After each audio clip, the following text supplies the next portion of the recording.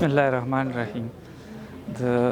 زه د افغان ټي وي ډیر مشکور یم چې هغوی زموږ ګل اسلام صاحب له دومره کوریج ورکو د هغې په ریټایرمنټ باندې.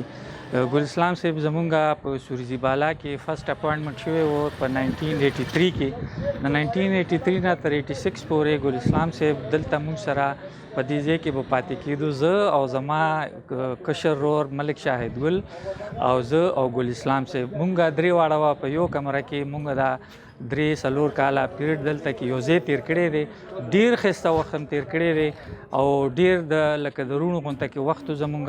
الله پاک دې ګل اسلام له ډېر عزت ورکړي او الله پاک دې ګل اسلام له ټولې خوشحالۍ ورکړي او بچو یې الله خوشحاله کړي. او زموږ په کلي کې چې ګل اسلام صاحب څنګه ټیچنګ تېر کړی دارنګې د هر اسکول له الله پاک دغه رنګې استادان ورکړي چې زموږ په دا معاشره مخکې ترقي وکړي.